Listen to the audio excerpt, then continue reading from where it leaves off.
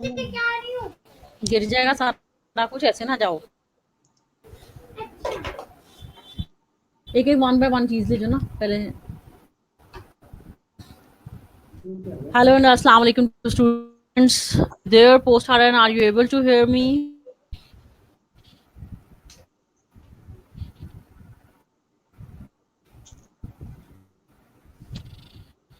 Okay, so sub hope you guys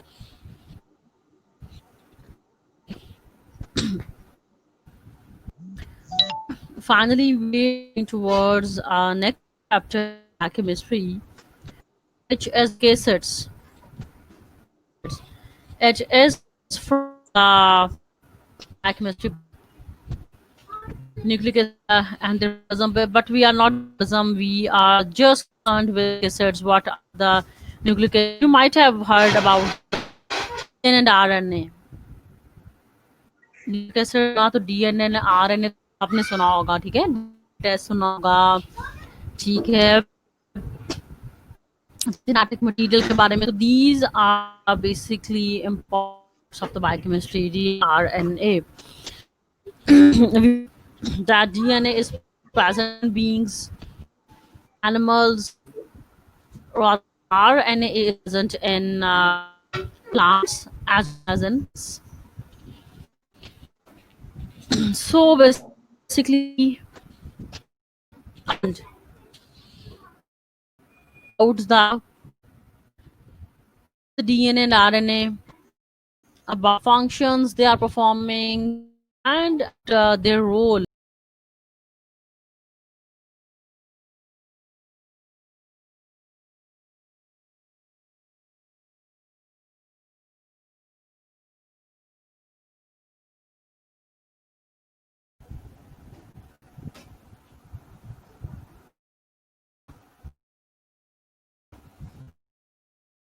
I think there is some connection problem, there is some connection issue. That's why we connected. I all of you to all connect. So, at nucleic acid is present. I don't remember the page and the chemistry by Phi Kamat. So, the aim is to study the differences between the DNA and RNA, because this is one of the important questions which comes, like, right differences between DNA and RNA. So there are differences between them. And knows the function of the DNA, what DNA performs in our body, the functions of DNA की abbreviation होगी सबको, DNA, which is deoxyribonucleic acid, deoxyribonucleic acid, and RNA is ribonucleic acid.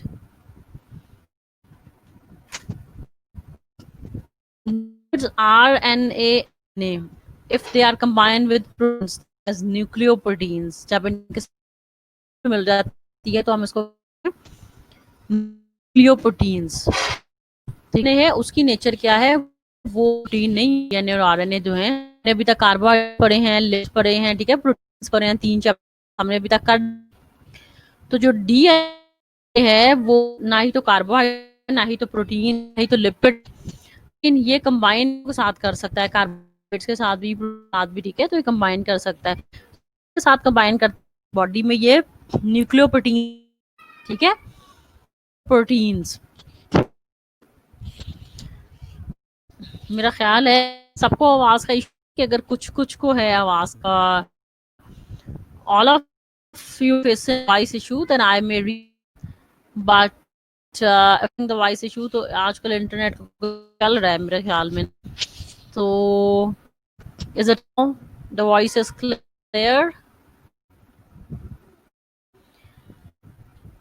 Please guide if that is clear. आवाज आ रही है मेरी सबको? अभी भी still you are voice issue?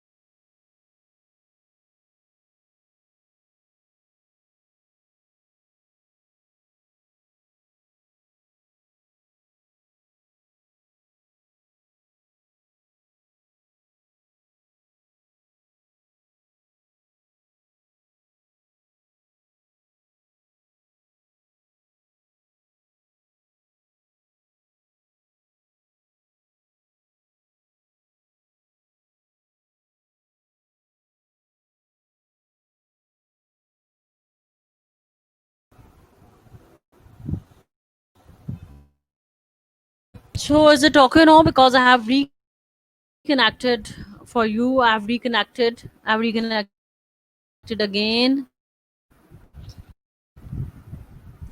I've reconnected again. I reconnected. Is it now? Are you able to hear me? Hear me?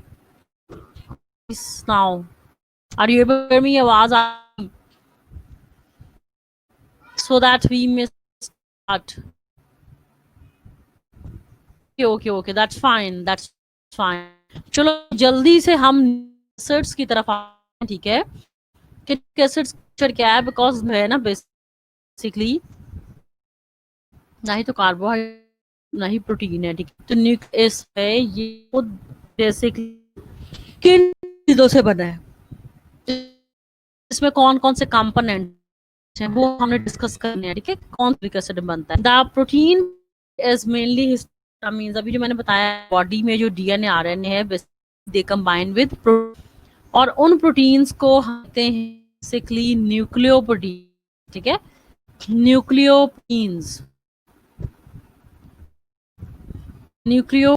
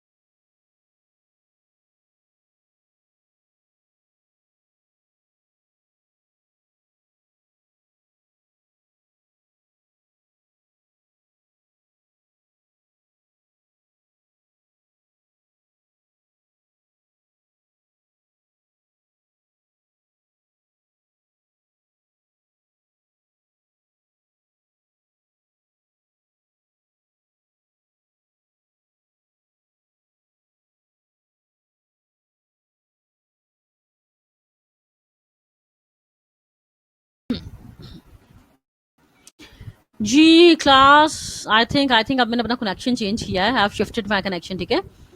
तो अब मैंने दूसरे पे किया है, तो आई मस्ट होप सो कि अब आवाज का इशू नहीं होना चाहिए, ठीक है? It must be clear to you people. I have reconnected and I have changed as well also. So because webinar में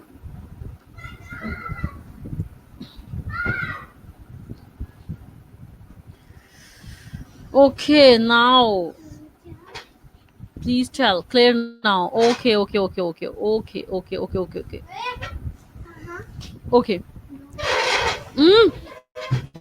ओके जी, अब आवाज आ रही है तो हम बात करते हैं जी न्यूक्लिक एसिड्स की कि कौन कौन से कंपोनेंट्स हैं basically which are making the nucleic acids. What are the components basically which are making the nucleic acids and किस किस के साथ न्यूक्लिक एसिड्स कंबाइन कर सकते हैं? प्रोटीन के साथ भी कंबाइन करते हैं और बॉडी में डीएनए हमारी बॉडी में जब सेल के अंदर प्रेजेंट होता है तो बेसिकली वो कॉम्बिनेशन में प्रेजेंट होता है. That is a combination of DNA plus protein. That is a combination of DNA and protein. They make the large part of the nuclear material of the cell. देखो जैसे हमारी body में heart है ना, इसी तरह हर सेल का जो बेसिक एलिमेंट है ना that is nucleic acid DNA, ठीक है? जब सेल डिवाइड करते हैं तो डीएनए भी डिवाइड करता है, ठीक है? ये हमारा जेनेटिक मटेरियल है. जेनेटिक मटेरियल की वजह से ही बेसिकली क्या इसके फीचर्स हैं कि जितने ही इन्फॉर्मेशन बॉडी में जो चीज़ें बननी है, जो प्रोटीन बननी है, जो ब्रेक होनी है, information is coming from the deoxyribonucleic acid, ठीक है?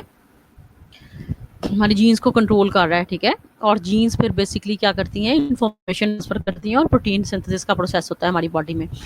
डीएनए ने हमें बताना है कि कौन कौन सी प्रोटीन्स ने बनना है body, basically controlling all the chemical biochemical processes of our body.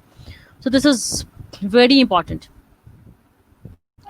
They are mainly found in the nucleus but are found in the cytoplasm in association with ribosomes. ये जो लाइन लिखी हुई है ना, ज्यादातर डीएनए जो है ना वो सेल के न्यूक्लियस में होता है, ठीक है? जो डीएनए है ना वो सेल के न्यूक्लियस में होगा हमेशा, लेकिन जो आरएनए है ना वो सेल के न्यूक्लियस में नहीं होगा. ये न्यूक्लियस से बाहर होता है, यानी कि ये साइटोप्लाज्म में भी प्रेजेंट हो सकता है, लेकिन हमारी बॉडी में तो है ही डीएनए, ठीक है? तो वो न्यूक्लियस में ही प्रेजेंट होता है. Nucleic acids are polynucleotides joined together by the phosphodiester bonds, and they are present in the nucleus. The nucleic acids have two unique properties. They reproduce their kind, or to store, express and transmit the genetic information, and they undergo mutation. दो काम लिखे हैं जी nucleic acid के. एक तो ये genetic information को transfer करेगा, ट्रांसमिट करेगा, ठीक है, और सेकंड ये कि ये म्यूटेशन कॉज करेगा, ठीक है. तो जो सेल्स में म्यूटेशन वगैरह हो जाती हैं, जो हमारी जेनेटिक डिजीजेज हैं, इसी वजह से तो होती हैं जेनेटिक डिजीजेज, कि सेल्स में कोई म्यूटेशन हो गई, कोई जीन रिमूव हो गई, कोई जीन गलत जीन इंसर्ट हो गई, ठीक है. तो ये सारी चीजें बेसिकली कौन कर रहा है? ये सारी चीजें कर रहे हैं न्यूक्लिक एसिड हमारी बॉडी में, यानी कि डीएनए हमारी बॉडी में which is present and every cell, ठीक है. इसके अलावा देखो जितना भी आपका आई कलर है, आपका हेयर कलर है, all the things have been controlled by the DNA. फिर देखो पेरेंट्स से बच्चे जो मिलते हैं, बेसिकली जो शक्लें मिलती हैं, या आंखें मिल रही हैं, या बालों का कलर, ऑल द कैरेक्टरिस्टिक्स या all the features are basically due to DNA. Now the types of the basically DNA, there are two types. One is ribonucleic acid and one is deoxyribonucleic acid, ठीक है, RNA और DNA. RNA is responsible for protein synthesis. अब ये जो मैं बात कर रही थी ना जेनेटिक इन्फॉर्मेशन की, तो डीएनए का काम है कि वो जेनेटिक इन्फॉर्मेशन को ट्रांसफर कर रहा है, लेकिन आरएनए का काम ये है कि वो जेनेटिक इन्फॉर्मेशन को नहीं ट्रांसफर कर रहा बल्कि प्रोटीन सिंथेसिस करवा रहा है, ठीक है. DNA is the basic hereditary unit in humans and it carries the genetic information from one generation to next.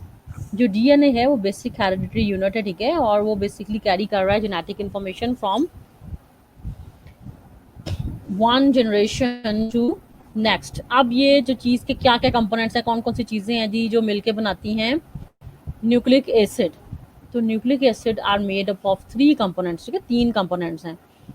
सबसे पहला कौन सा है जी? नाइट्रोजनस बेस, दूसरा शुगर, और तीसरा है फॉस्फेट ग्रुप, ठीक है. मैं रिपीट हूँ, न्यूक्लिक एसिड जो है ना वो 3 चीज़ों से मिलकर बन रहे हैं. एक है नाइट्रोजनस बेस, दूसरा है शुगर, और तीसरा है फॉस्फेट ग्रुप. तो नाइट्रोजनस बेस क्या है? Nitrogen bases are nitrogen containing compounds, ऐसे कंपाउंड्स जो कि नाइट्रोजन कंटेनिंग कंपाउंड्स होते हैं, रिंग लाइक स्ट्रक्चर्स होते हैं नाइट्रोजनस बेसिस, जैसे कि तुम लोगों ने बेंजीन का कभी स्ट्रक्चर देखा हो, बेंजीन रिंग का, ठीक है. तो ये नाइट्रोजन कंटेनिंग सब्सटेंसेस होते हैं, नाइट्रोजनस बेसिस, ये डीएनए बनाते हैं हमारी बॉडी में, ठीक है. अब ये 2 तरह की, एक का नाम है प्यूरीन बेसिस और दूसरी का नाम है पैरामिडीन बेसिस, ठीक है. Purine basis and pyrimidine basis. Purine में जो है जी वो आती है फर्दर, फिर क्योंकि टोटल ये 4 बेसिस हैं, ठीक है. तो 2 प्यूरीन में आ जाएंगी, 2 पैरामिडीन में आ जाएंगी, ठीक है. प्यूरीन में आती हैं एडेनिन एंड गोनिन, ये नाइट्रोजनस बेसिस के नाम है. There are 2 groups of nitrogenous bases, one is called as purine, other is called as pyrimidines. अब प्यूरीन की एग्जांपल कौन कौन सी हैं, या कौन कौन सी बेसिस हैं जो कि प्यूरीन में आ रही हैं? वो है एडेनिन, गोनिन, और जो pyrimidines बेसिस आ रही हैं वो है थायमिन, साइटोसिन, यूरासिल, ठीक है. 2 बेसिस उसमें हैं, 3 इसमें हैं. अब हमने देखना है कि कौन सी डीएनए में प्रेजेंट है ये बेसिस, कौन सी आरएनए में. तो ये पहला कंपोनेंट है जो कि न्यूक्लिक एसिड बना रहा है, ठीक है. First component nitrogenous bases, nitrogen containing ring like structure की बेसिस होती हैं, ठीक है. कंपाउंड्स होते हैं सिंपली जो हमारी बॉडी में और कंपाउंड्स के साथ मिलकर डीएनए बनाएंगे. अब और कौन से कंपाउंड है? एक तो नाइट्रोजन बेस हो गया डीएनए का कंपोनेंट, यानी कि ग्लूकोज है, ग्लैक्टोज है, राइबोज है. तो जोन सी शुगर डीएनए बना रही है ना वो है जी राइबोज. अगर याद हो मोनोसेक्राइड है, डाइसेक्राइड है कि पॉलीसेक्राइड है? कौन बताएगा जल्दी से? राइबोज इज मोनोसेक्राइड, डाइसेक्राइड और polysaccharide? Any one of you who can tell is ribose monosaccharide, disaccharide और polysaccharide? and anyone know कि जो राइबोज है इसमें कितने शुगर, कितने कार्बन होते हैं? 4 carbon, 2 carbon, 5 carbon, 6 carbon? So this is a question from the class. जी राइबोज मोनोसेक्राइड है, डाइसेक्राइड है, पॉलीसेक्राइड? कुछ ही तुम बात, मुझे लगता है बस कोरोना ही कोरोना हो रहा है. I'm not getting the answers yet. If you are going to search it on the Google, then it is useless. You must know that ribose as a monosaccharide. भाई राइबोज एक monosaccharide है, ribose में 5 carbon atoms होते हैं और ये pentose sugar है basically, ठीक है। Ribose is a pentose sugar that contains the 5 carbon atoms, ठीक है, and this is the monosaccharide. Ribose is monosaccharide. अच्छा, जो पूछ रहे हैं प्यूरीन्स क्या हैं, पिरिमिडीन्स क्या हैं, तो मैं दोबारा रिपीट कर दूं कि ये नाइट्रोजनस बेसिस हैं। जैसे कार्बोहाइड्रेट है ना, इसी तरह नाइट्रोजनस बेसिस भी कंपाउंड्स हैं, ठीक है। ये 2 तरह के होते हैं, एक प्यूरीन और एक पिरिमिडीन। तो प्यूरीन में फिर 2 बेसिस के नाम हैं, जैसे मोनोसेक्राइड में राइबोज भी आ रहा है, ग्लूकोज भी आ रहा है, फ्रक्टोज भी आ रहा है, ठीक है। तो इस तरह जो प्यूरीन्स है ना बेसिकली, तो उसमें 2 कंपाउंड्स आ रहे हैं, एक है जी एडेनिन और दूसरा है guanine. Is it clear? One is adenine and second is guanine, ठीक है। इसमें 3 आ रहे हैं, उनके नाम हैं ये कंपाउंड्स के, ठीक है। हमने कंपाउंड्स का स्ट्रक्चर तो नहीं करना, लेकिन हमें नाम तो इनके याद होने चाहिए ना कि कौन कौन सी चीजें इसमें हैं।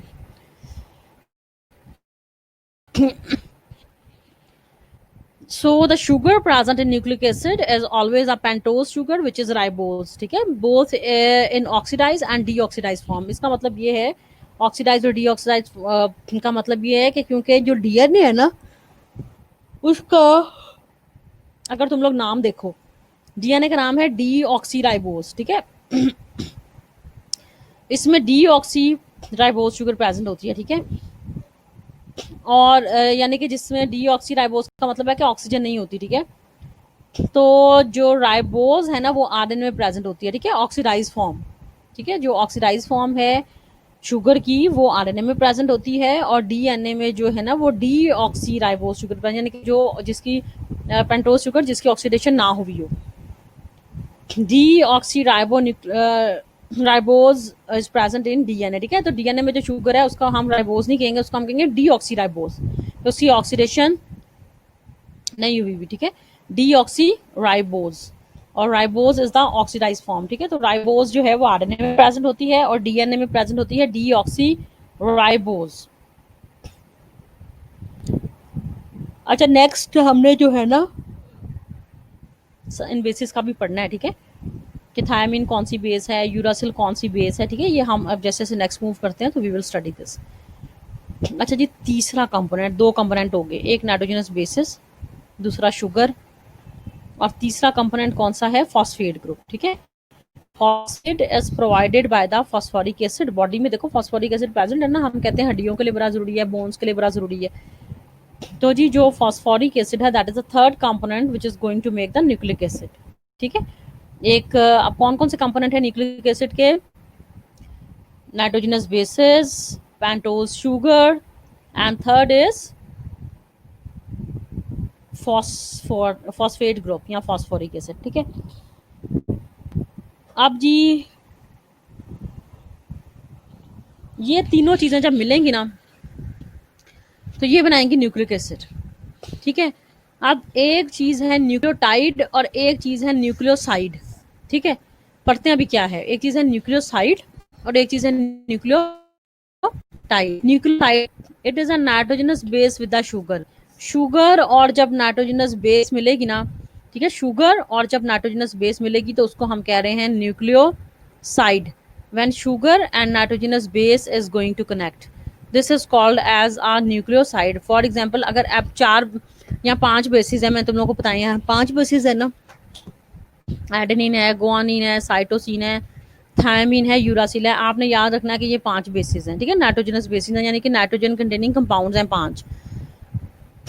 और कौन कौन से हैं, एडेनिन, गुआनिन, साइटोसिन, थायमिन और यूरासिल।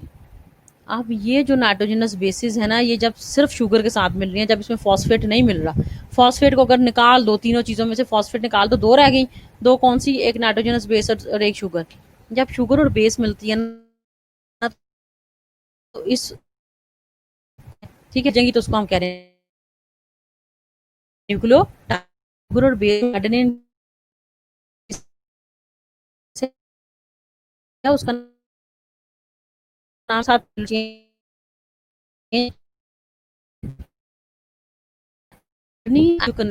चेंज हो जाएगी, एमसीक्यू में आ सकता है। एडेनिन और शुगर क्या बना रहे हैं, गुआनिन और शुगर क्या बना रहे हैं, थायमिन और शुगर क्या बना रहे हैं, ठीक है। So when adenine and sugar combine, they form adenosine. When guanine and sugar combine, they form guanosine. When thymine and sugar combine, they form thymidine. ठीक है, इसी तरह साइटोसिन और शुगर तो साइटिडीन, यूरोसिल और शुगर तो यूरिडीन. ठीक है, तो ये सारी चीज़ें जो हैं जी हमने याद रखनी है. That is easy, not as tough. Adenine, guanine, and cytosine can combine with both ribose and deoxyribose. Therefore, their needs are present in both DNA and RNA. इसका मतलब ये है कि एडेनिन, गुआनिन और साइटोसिन, ये जो तीन बेसिस है ना, ये दोनों में प्रेजेंट हैं डीएनए और आरएनए में. ठीक है, लेकिन जो यूरासिल और थायमिन है ना, वो दोनों में प्रेजेंट नहीं है. यूरासिल आरएनए में सिर्फ प्रेजेंट है, थायमिन सिर्फ डीएनए में प्रेजेंट है. ठीक है, मैं कर रही हूँ क्योंकि हमने डिफरेंसेस भी याद रखने हैं कि डीएनए और आरएनए में क्या.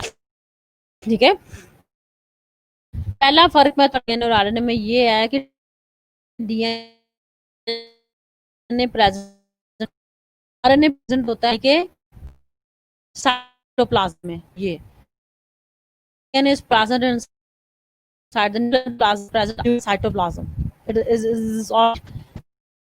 Second difference coming to पे जो है एडेनिन, गुआनिन, 5 में से ये 4 बेसिस प्रेजेंट होती हैं. ठीक है, और आरएनए में एडेनिन भी प्रेजेंट है, गुआनिन भी प्रेजेंट है और थायमिन भी प्रेजेंट है, साइटोसिन भी सॉरी प्रेजेंट है. लेकिन थायमिन की जगह आरएनए में रिप्लेस कर दिया जाता है थायमिन को यूरासिल बेस से. ठीक है, तो डीएनए में adenine, guanine, cytosine and thymine is present, and in RNA thymine has been replaced by another base which is called as uracil. तो ये दूसरा डिफरेंस हो गया. तीसरा फर्क ये है कि डीएनए जो है ना, उसका स्ट्रक्चर सबने सुना होगा, डबल हेलिकल स्ट्रक्चर होता है, डबल हेलिक्स होता है. ठीक है, और आरएनए का जो स्ट्रक्चर है ना, वो है जी सिंगल हेलिक्स. ठीक है, the structure of RNA is single helical structure, single helical structure.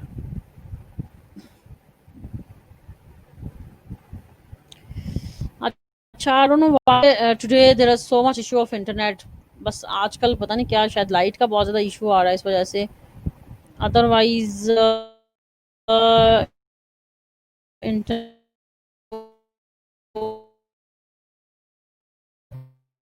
क्या,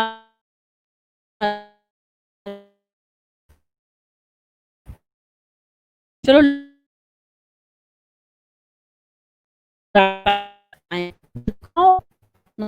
ओके.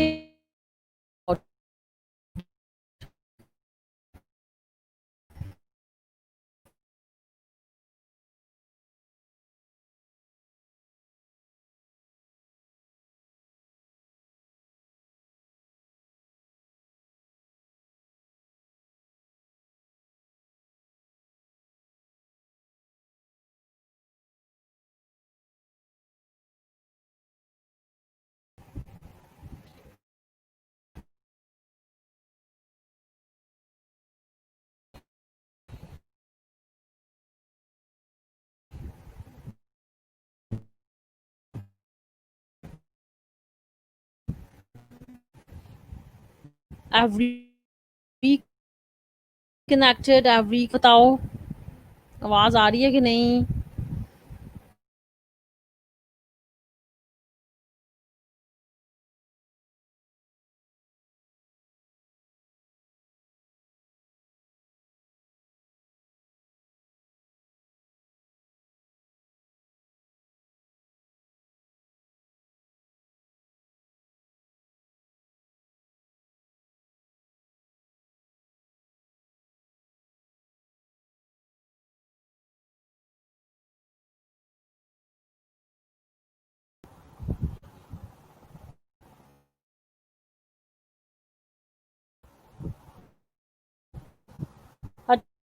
ऐसा है,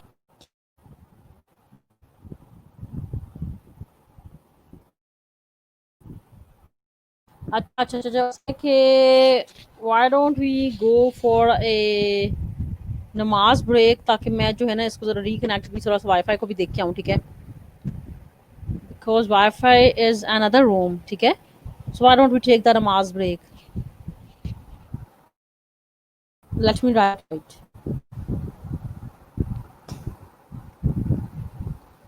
We are taking the namaz break, and meanwhile I will also check voice issue. You guys reconnect.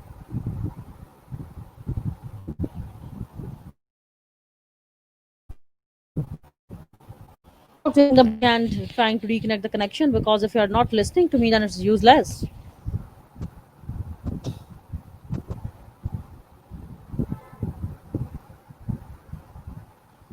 Instantly, after 10 minutes,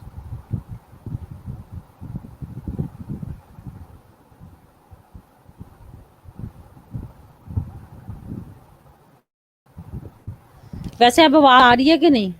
अब clear हुई है कि नहीं? अगर आ रही है तो फिर हम थोड़ा पढ़ ही लेते हैं। आ रही है अब आवाज के नहीं? अभी मुझे बताओ, आवाज आ रही है तुम लोगों को? क्लियर है कि नहीं?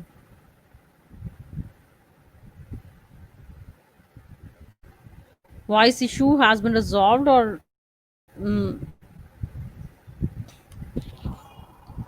Are you able to listen now?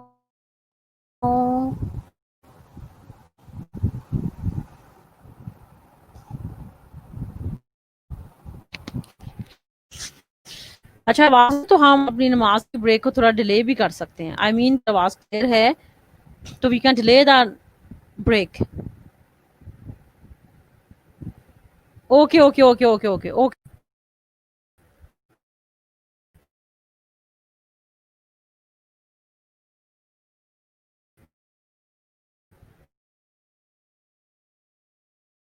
Okay, बहुत पढ़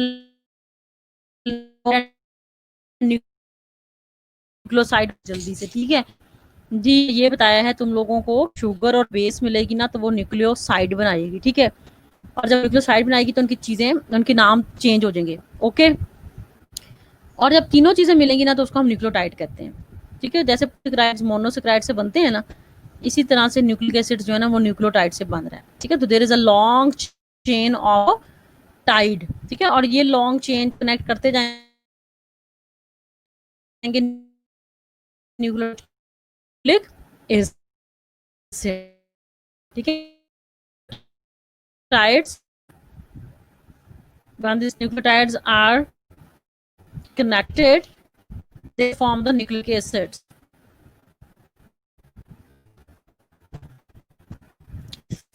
लोग पढ़ना ही नहीं चाहते, मैं क्या करूं? Okay,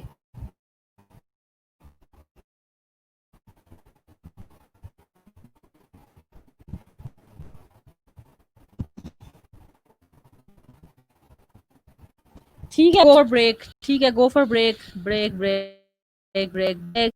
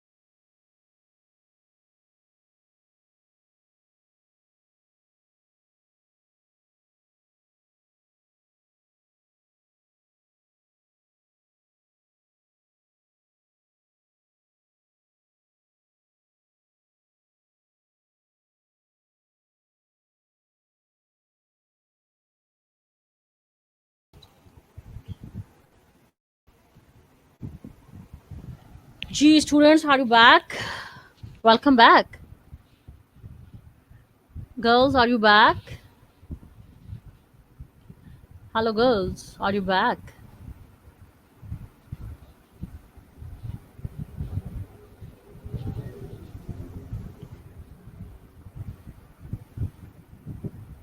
Girls?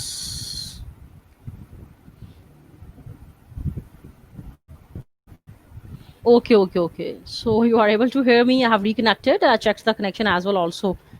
जी वापस आ गए सब. आरफा तो आ गई है. अच्छा, वो जो लड़की आईसीयू में थी उसका क्या बना है, जो कोरोना की पेशेंट थी एक?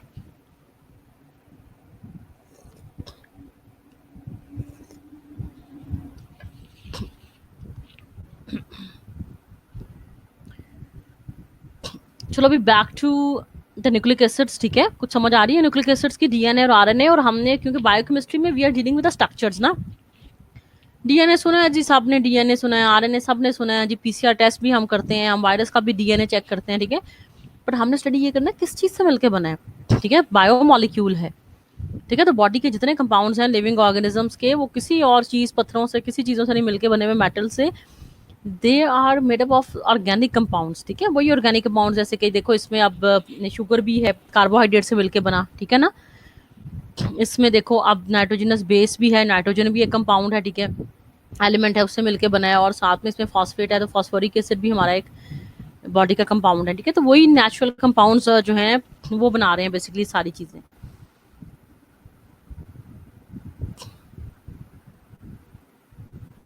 ठीक, चलो भी, दैट्स ग्रेट.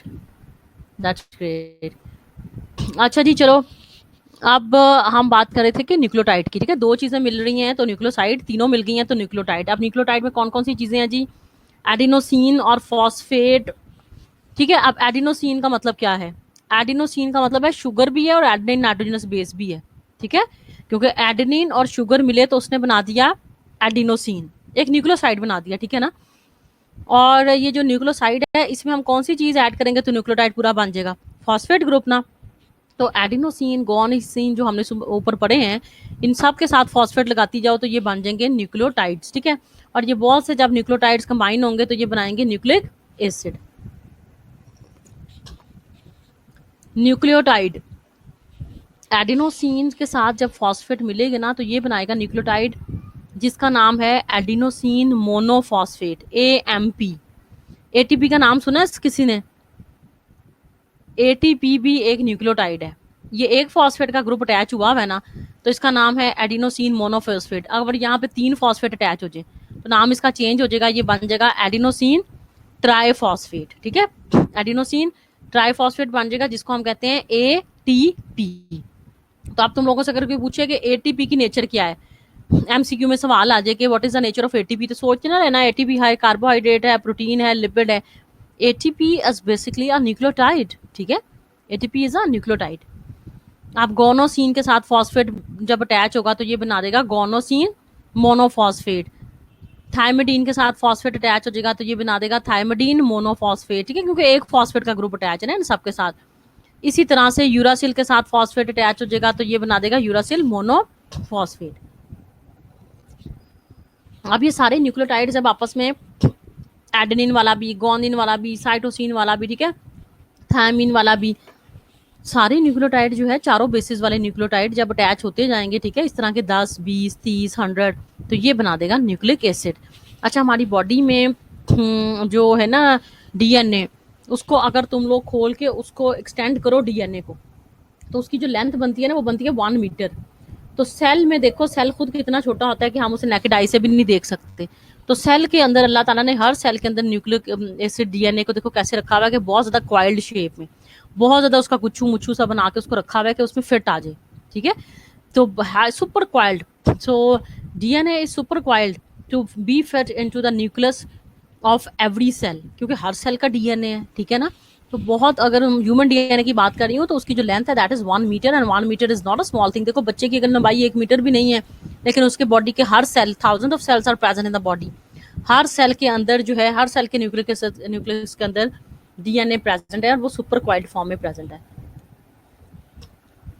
और एक और चीज को जो हमारी बॉडी में डीएनए प्रेजेंट है ना, that is wrapped into the histone protein. Proteins पढ़ी थी ना, हिस्टोन, सिंपल प्रोटीन हमने पढ़ी थी, हिस्टोन्स जो डीएनए के साथ प्रेजेंट होती है। प्रोटामीन भी पढ़ी थी जो न्यूक्लियोप्रोटीन है, डीएनए के साथ प्रेजेंट होती है। तो बॉडी में डीएनए अकेला नहीं होता, बल्कि ये हिस्टोन प्रोटीन के साथ इसको रैप किया गया है। ठीक है, अच्छा जी, polynucleotide. Polynucleotide is a nucleic and it is formed by joining many nucleotides together through the phosphodiester bond. आप देखो कार्बोहाइड्रेट्स में कौन सी लिंकेज थी, याद है किसी को? The linkage present with the carbohydrates, glycosidic linkage. ठीक है, प्रोटीन्स में कौन सी लिंकेज थी? प्रोटीन्स में थी पेप्टाइड लिंकेज। लिपिड्स में कौन सी लिंकेज थी? लिपिड्स में थी ईस्टर लिंकेज। तो इसी तरह से जो न्यूक्लिक एसिड्स है, इन्होंने भी जब ज्वाइन होना है तो there must be some type of the links present. तो न्यूक्लिक एसिड्स में जो लिंकेज है ना, that is called as the phosphodiester linkage. ठीक है, the linkage present in the nucleic acid is phosphodiester linkage.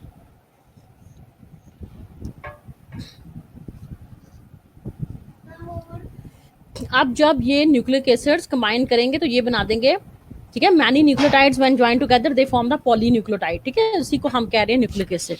Is it clear? जिस तरह polysaccharide है ना, मोनोसेक्राइड ज्यादा मिल जाते हैं तो एटीपी इज एडिनोसिन ट्राइफॉस्फेट। ठीक है, ये तो किसने पूछा है सवाल। इसी तरह से बहुत से न्यूक्लियोटाइड्स जब ज्वाइन करेंगे तो ये बना देंगे polynucleotide. Derivatives of nitrogenous bases besides forming the nucleic acid following the derivatives of nitrogenous bases। एक तो नाइट्रोजनस बेस का काम ये है ना कि उसने न्यूक्लिक एसिड बना दिया। अब इसके अलावा क्या फंक्शंस हैं नाइट्रोजनस बेसिस के? लो जी, इसके अलावा ये फंक्शन है कि जो एडेनिन है ना, वैसे मैंने पहले भी बताया कि एडेनिन प्रोड्यूस कर रहा है high energy phosphate compound which is called as ATP. इसी तरह से एडीपी, एडिनोसिन डाइफॉस्फेट। तो जो एनर्जी रिच कंपाउंड्स है ना, वो बन रहे हैं एडेनिन से। इसके अलावा अगर कभी मैंने तुम लोगों को बताया NADP और NADH या FAD, ठीक है, ये सारे को एंजाइम्स हैं। एंजाइम्स का चैप्टर हमने करना है अभी, ठीक है, लेकिन ये सारे को एंजाइम्स हैं। को एंजाइम का मतलब ये होता है कि एंजाइम के साथ जो हेल्प करवाता है। ठीक है, तो अब इतना याद रख लो कि NAD, FAD, इनकी एब्रीवेशंस भी वैसे तो याद होनी चाहिए। NAD का मतलब है निकोटिनामाइड एडेनिन डाइफॉस्फेट। ठीक है, लेकिन ये हम नेक्स्ट किसी चैप्टर में इसकी एब्रीवेशंस आ ही जाएंगी। तो बताने का सिर्फ मकसद यहाँ पे ये है कि ये कोएंजाइम्स जो हैं ये भी न्यूक्लिक एसिड से मिलके बने हुए हैं, न्यूक्लियोटाइड से मिलके बने हुए हैं। ठीक है, न्यूक्लिक एसिड से नहीं, न्यूक्लियोटाइड से मिलके बने हुए हैं। ठीक है, NAD, FAD जो नाम लिखे हुए हैं, तो ये हमें बता रहा है इंपॉर्टेंस क्या है एडेनिन की। अगर कभी आ जाती है कि एडेनिन की क्या नाम है, ठीक है, एक तो न्यूक्लिक एसिड बना रहा है, DNA आ रहे हैं, इसमें साथ में ATP बना रहा है, ADP बना रहा है, साथ में कोएंजाइम्स बना रहा है NAD, NADP। ठीक है, इसके अलावा साथ में सेकेंडरी मैसेंजर भी बना रहा है। सेकेंडरी मैसेंजर का मैंने शायद तुम लोग को बताया हो कि हार्मोन्स हमारे प्राइमरी मैसेंजर है। तो हार्मोन्स अगर किसी और से काम करवाते हैं अपना, तो उसको हम सेकेंडरी मैसेंजर कहते हैं। तो कैंप इज द एग्जांपल, शायद मैं एक बार तुम लोग को बताया था, साइक्लिक एडिनोसिन मोनोफेट। ठीक है, DNA में बॉन्ड मैंने बता दिया, लिखा भी हुआ किताब में, फॉस्फोडाइएस्टर बॉन्ड।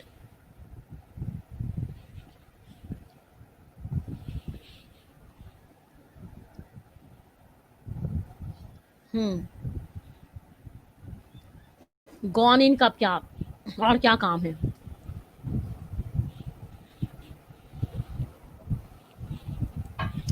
लो जी, गॉनिन का क्या फंक्शंस है?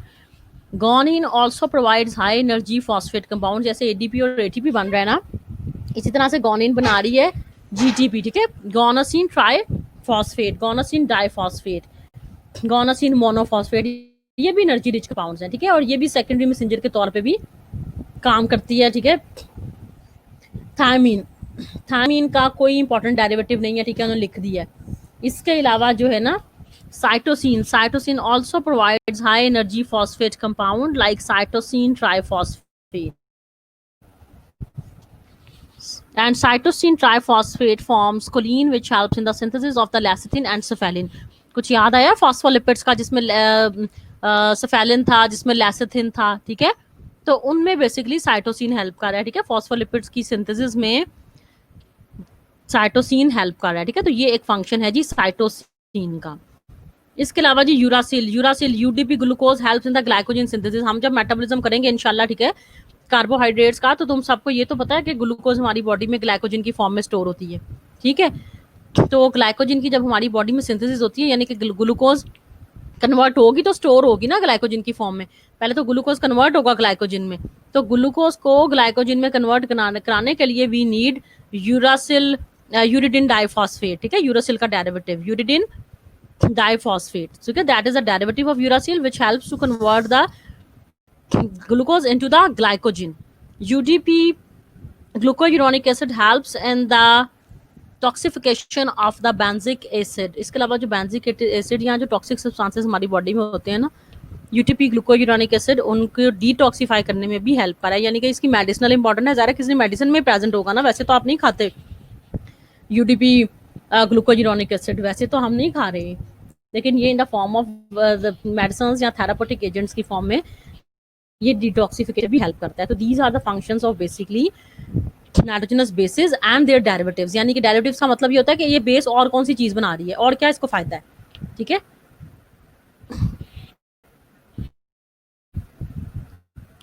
जी नेक्स्ट क्या है जी, UDP galactose helps in the development of the nervous tissue. इसके अलावा जो यूडीपी ग्लैक्टोज के शुगर के साथ ये जब, तो ये नर्वस टिश्यू की डेवलपमेंट में भी हेल्प कर रही है, और ज़्यादा इन्फेंट्स में ज़्यादा करती है, वैसे बच्चों में।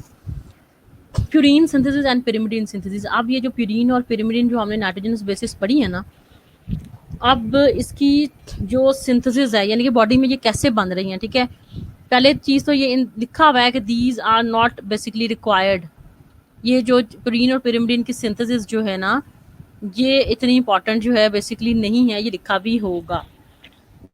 बहरहाल जितना पैराग्राफ है उतना तो हम लाजमी करेंगे जितना दिया हुआ है। Body does not require purines in the diet because it can be synthesized in the body from the products of protein and carbohydrate metabolism. The steps of purine biosynthesis is beyond the scope of the syllabus. Therefore, only the substances which take part in the synthesis are mentioned. कि जो protein synthesis के steps वगैरह हैं वो आपके syllabus का हिस्सा नहीं है, उन्होंने लिखा हुआ है, इस वजह से हम ये नहीं करेंगे। लेकिन एक चीज़ और कि जो प्यूरीन और पिरिमिडीन्स है ना, ये आपको डाइट में बहुत ज़्यादा खाने की ज़रूरत नहीं है। अब मैं बता दूं कौन सी चीज़ों में होती हैं प्यूरीन और पिरिमिडीन्स। कौन सी चीज़ें खाओगे तो मिलेगी प्यूरीन और पिरिमिडीन? दिल, गुर्दा, कलेजी, मगज, आए, जितना ऑर्गन मीट है, जितना ऑर्गन मीट हम खाएंगे ना, हमारी बॉडी में प्यूरीन और पिरिमिडीन ज़्यादा होती जाएंगी। यही वजह है कि हमें ये चीज़ें नहीं खानी, क्योंकि बॉडी में ऑलरेडी बन रही है प्यूरीन और पिरिमिडीन। और प्यूरीन और पिरिमिडीन के मेटाबॉलिज्म से जो चीज़ बनती है उसको हम कहते हैं यूरिक एसिड।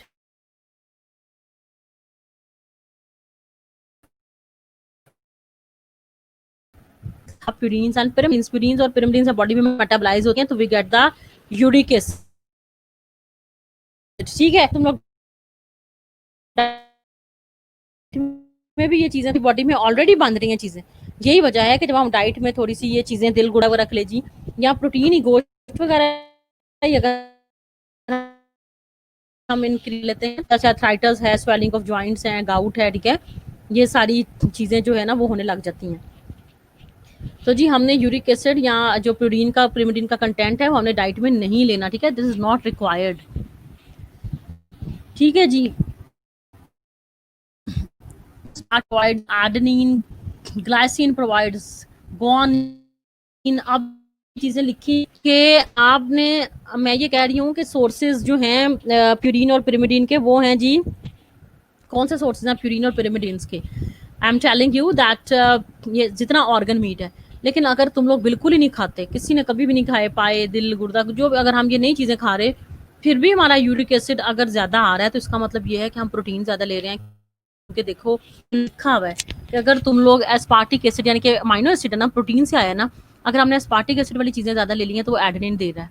अगर हमने ग्लाइसिन वाली चीज़ें ज़्यादा ले ली हैं तो वो हमें गुआनिन दे रहा है। और ये सारे अमाइनो एसिड्स हर प्रोटीन में प्रेजेंट है। यही वजह है कि जो यूरिक एसिड के पेशेंट्स हैं, डॉक्टर मना करते हैं कि जी प्रोटीन भी खानी, दालें भी नहीं खानी, ठीक है, गोश्त भी नहीं खाना, ठीक है ना, सिर्फ सब्जियां खाएं, फ्रूट खाएं, पानी पिएं, ठीक है ना। तो क्योंकि वो प्रोटीन से भी आपकी बॉडी में यूरिक एसिड जो है वो हो रहा हो, क्योंकि जो प्रोटीन्स हैं वो भी प्यूरीन्स का बाइस बन रही हैं। इसी तरह से पिरिमिडीन्स में भी लिखा हुआ है कि ये हमें डाइट में नहीं लेनी चाहिए, ये हमारी बॉडी में ऑलरेडी बनती हैं, ठीक है।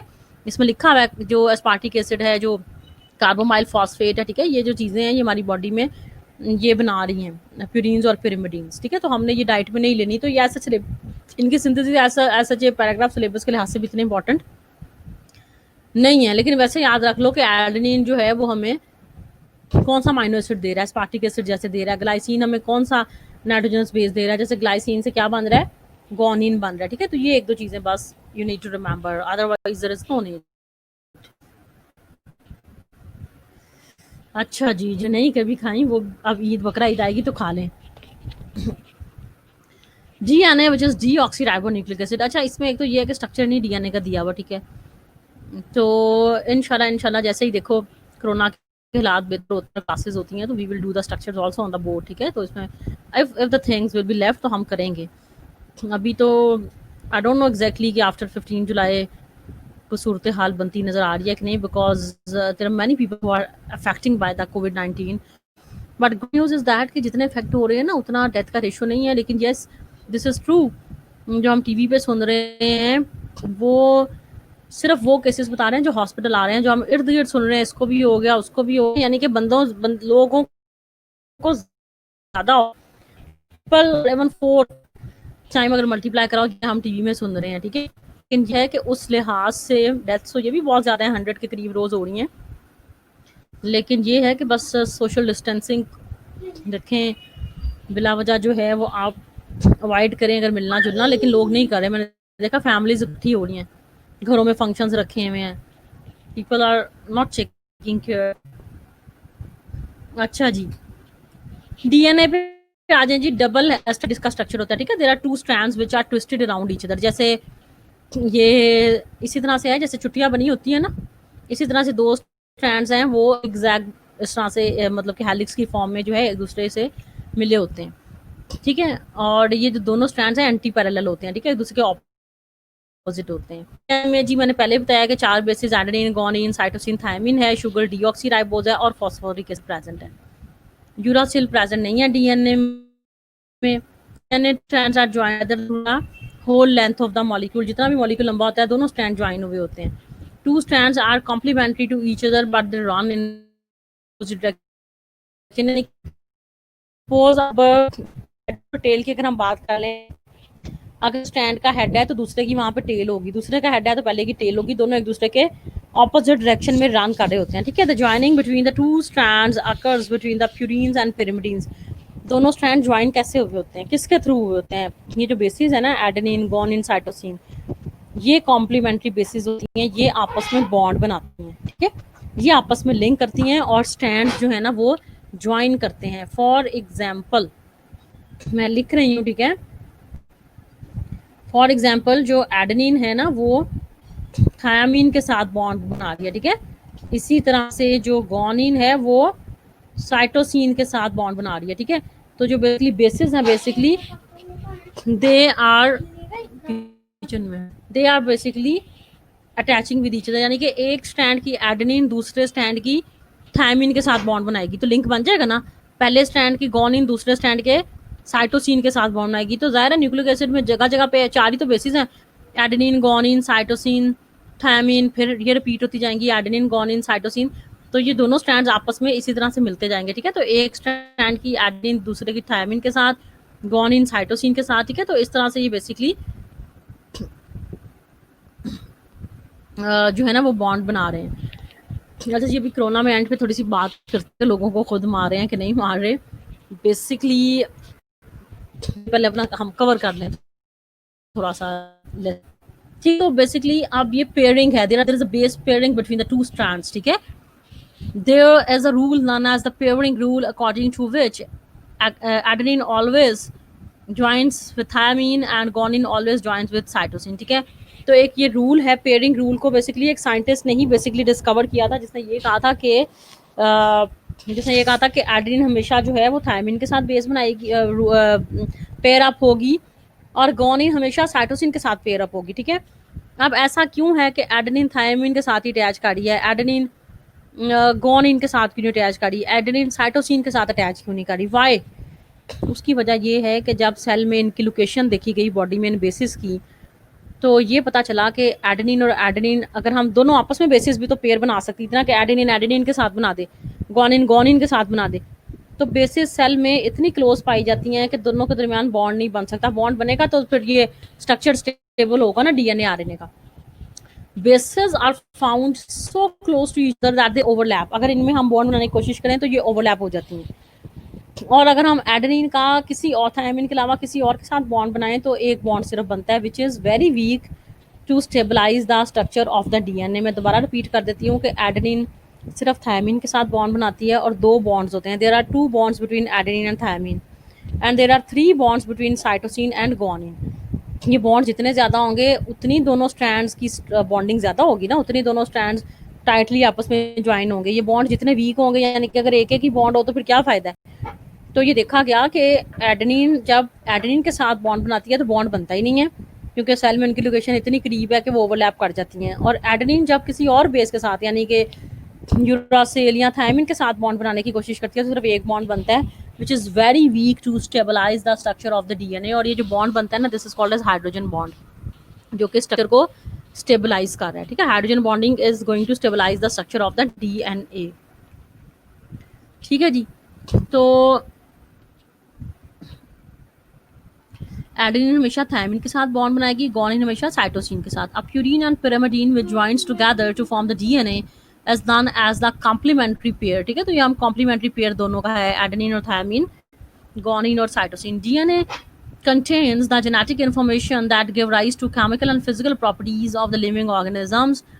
Genes are the part of the DNA molecule. The general information is contained in one of the 2 strands of the DNA. ठीक है, जितनी information है वो दोनों में से एक स्ट्रैंड में होती है। ठीक है, एक ये 2 स्ट्रैंड्स है ना डीएनए के, एक को कहते हैं सेंस स्ट्रैंड, दूसरे को कहते हैं एंटी सेंस स्ट्रैंड। ठीक है, तो जो सेंस स्ट्रैंड है उसमें इंफॉर्मेशन होती है जो कि वो फिर बॉडी को प्रोवाइड कर रहा होता है।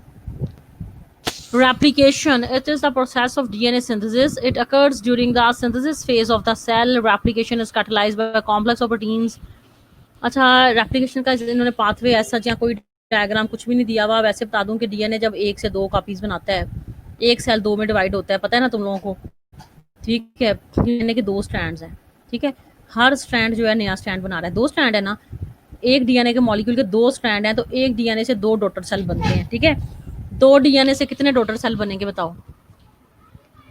एक डीएनए से 2 डॉटर सेल बन रहे हैं, उसको भी दिया। एक डीएनए से 2 डॉटर सेल बन रहे हैं, तो 2 डीएनए के मॉलिक्यूल से कितने डॉटर सेल बनेंगे? ज़रा 4 बनेंगे, 4 से 8 बनेंगे, क्योंकि डीएनए का हर सेल रेप्लिकेट कर रहा है। तो रेप्लिकेट का मतलब ये होता है production of identical copies of the DNA. ठीक है, formation of identical copies of DNA, this is called as replication and it occurs during the synthesis phase of the cell cycle.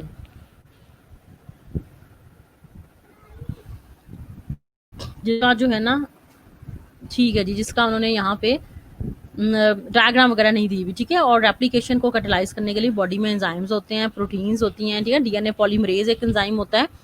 जाहिर है डीएनए के दोनों स्ट्रैंड्स सेपरेट होंगे, मैं कह रही हूँ इनके दरमियान बड़ी स्ट्रॉन्ग बॉन्डिंग है, तो दोनों स्ट्रैंड सेपरेट होंगे तो फिर ही आप इसकी कॉपी बनेगी ना। दोनों स्ट्रैंड सेपरेट होंगे, हर स्ट्रैंड अलग होगा, तो फिर ही वो नया डॉटर डीएनए प्रोड्यूस कर सकेगा ना।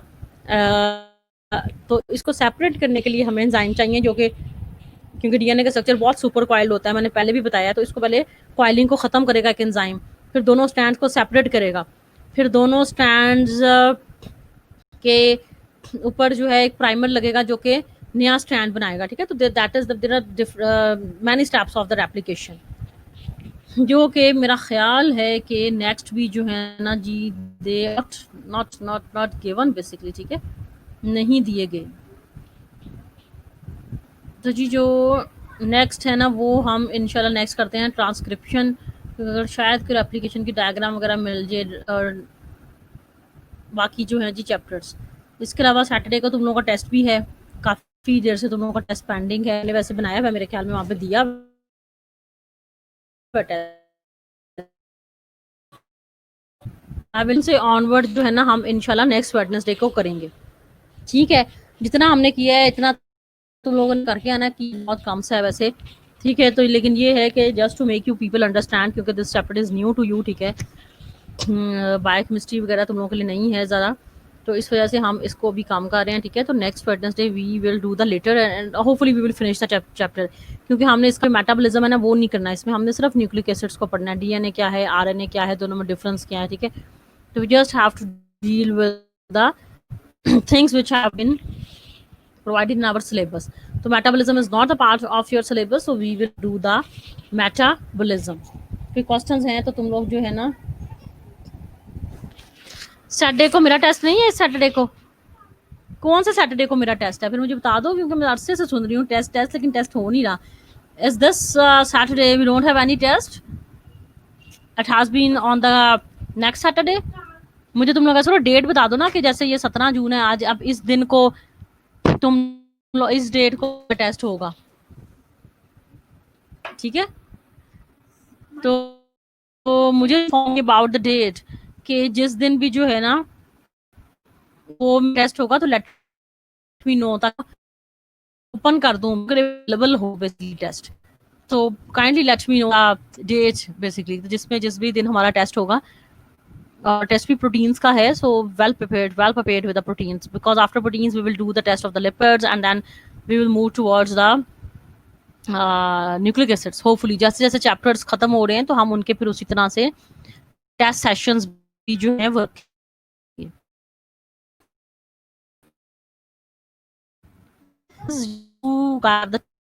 ठीक है, इनफ द टाइम कि जिसमें हम जो है ना वो तुम लोग अपना रिवाइज कर सको अपने courses. Fridge.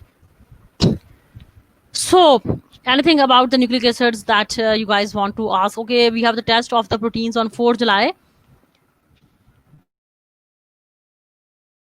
On 4th July, okay. So be prepared, well prepared, because you have plenty of time now. कोई बहाना कुछ नहीं है, plenty of time है, तो we can easily make the test. Like you can go through the test easily.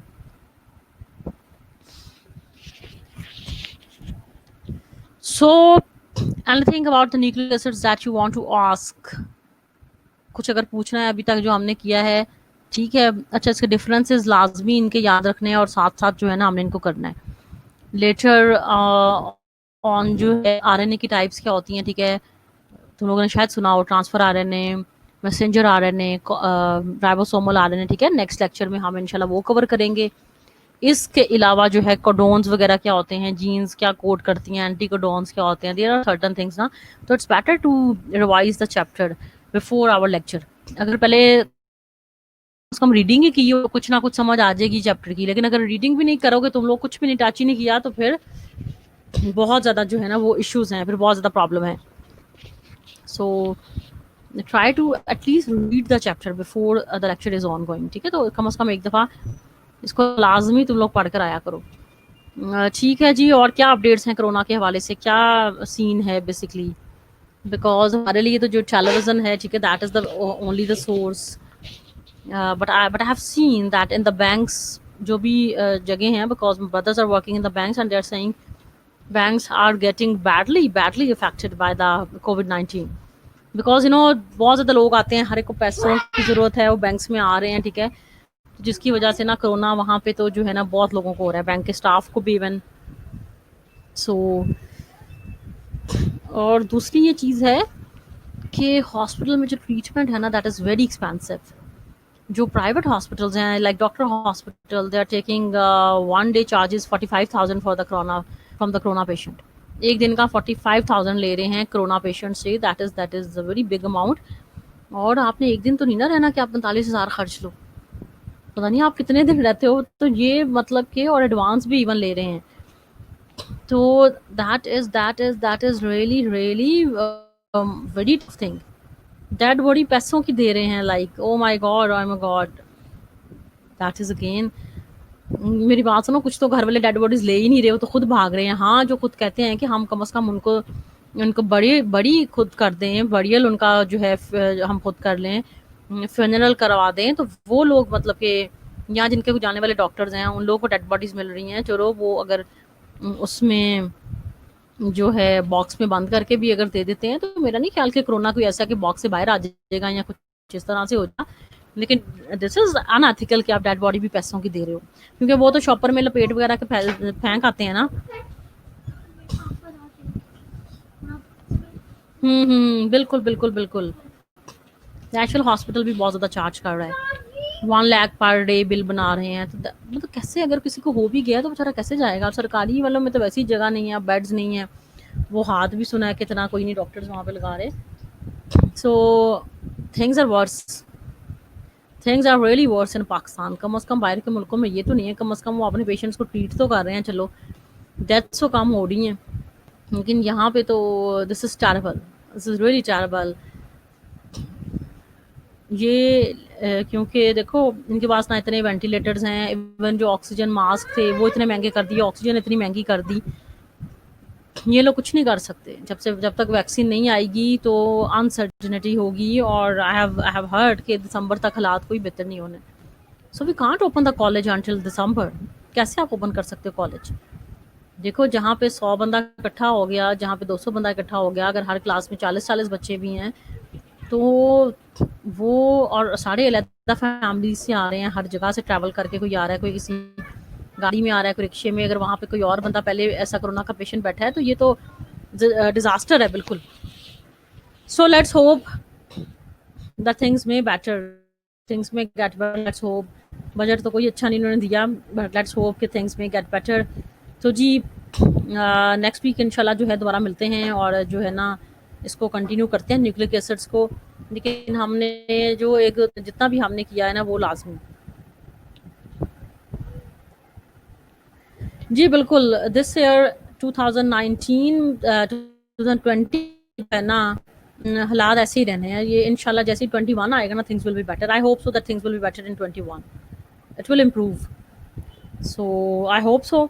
लेकिन ये है कि तुम लोगों की फील ऐसी है कि प्लीज़ इसको कवर करो, कोई छुट्टी लेके, या जो है ना बहुत ज़्यादा प्रोटोकॉल्स अपने जो है सेफ्टी किट्स वगैरह पहन के ही जाओ, because this is very dangerous. Hospitals में बहुत ज़्यादा डेंजरस वाली कहानी है। So God bless all of you, good luck, ठीक है। तुम सब के साथ बेस्ट विशेस हैं, क्योंकि सब तुम लोग फोर फ्रंट्स पे हो, ना प्लेइंग रीडिंग रोल ना, तो फोर फ्रंट पे हो, लीडिंग रोल प्ले कर रहे हो, तो जस्ट लेकिन अपनी सेल्फ प्रोटेक्शन जो है दैट इज़ मैंडेटरी ऑल्सो। तो जी नेक्स्ट टाइम करते हैं जी न्यूक्लिक एसिड, और नेक्स्ट टाइम इंशाल्लाह वेडनेसडे को मिलते हैं, ठीक है। लेकिन ये है कि बुक्स जिनके पास हैं प्लीज़ रीड करके आया करो, इसको पढ़ कर आओ, ठीक है, कि न्यूक्लिक एसिड क्या है, न्यूक्लियोसाइड क्या है, न्यूक्लियोटाइड क्या है, अगला जो हमारा है रेशंस क्या हैं, आरएनए की कौन कौन सी टाइप्स हैं। सो डू ऑल थिंग्स, ठीक है। सो जी मेरी तरफ से है जी, खुदा हाफिज़।